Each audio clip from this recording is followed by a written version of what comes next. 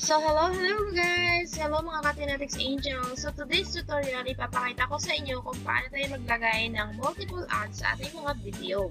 So kung kayo po ay monetize na or upcoming monetize, ang video na to ay para sa inyo. So let's start!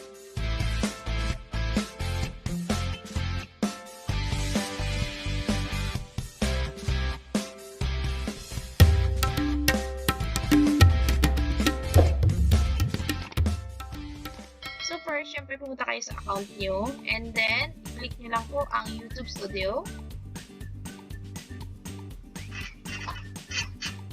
Yan, ito yung YouTube Studio, click nyo lang yan.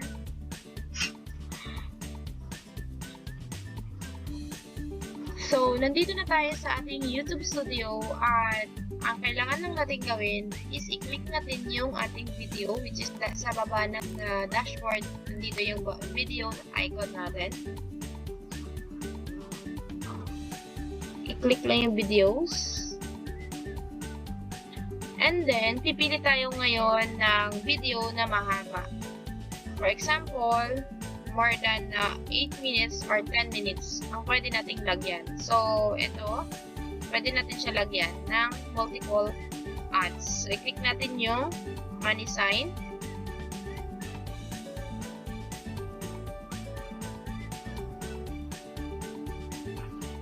Yan.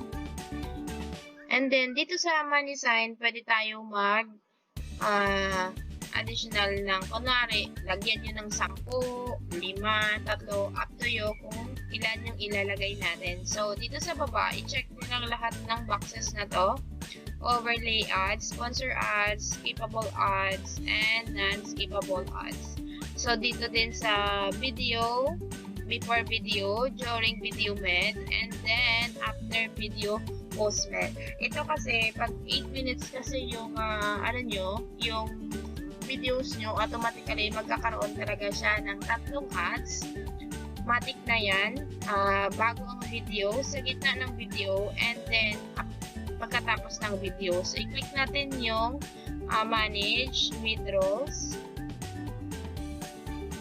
And then, dadali na tayo dito sa ating ad breaks. So far, meron siyang 3 ads na nakalagay. So, i-down nyo lang yan. And then, kunwari, gusto nyo mag-add dito, hilain nyo lang tong gumagalaw na to and then ad breaks. Okay? Angat natin ng konti para makita. Okay. Ito na yung ad breaks niya. I-add nyo lang dyan. Click nyo lang to, yung ad breaks.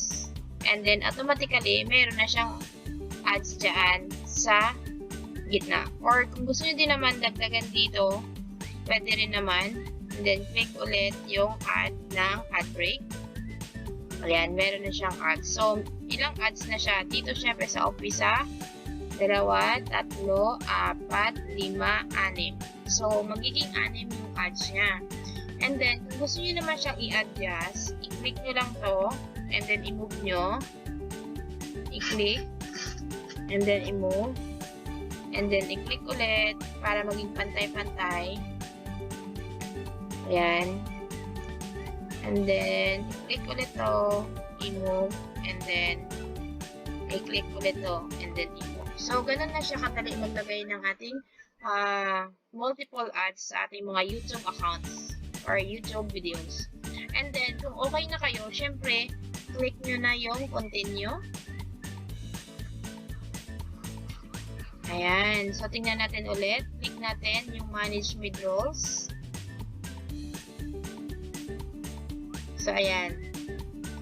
1, 2, 3, 4, 5, 6. 6 ads. Then, click continue ulit. Then, ganun na siya kasimple. And then, syempre, i-click nyo yung save. Ito sa taas.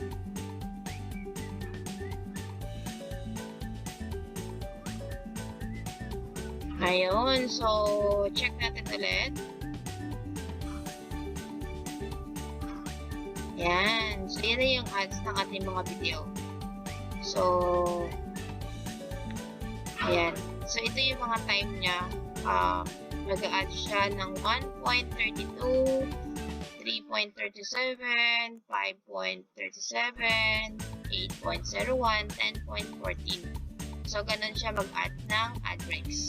Okay guys, so salamat sa inyong panonood, and kung ang tutorial nito nakatulong sa inyo, syempre huwag mo kalimutan i-subscribe ang channel ko at i-hit ang notification bell para lagi kayong updated sa upcoming YouTube tutorials. So, see you again to my next vlog. Bye!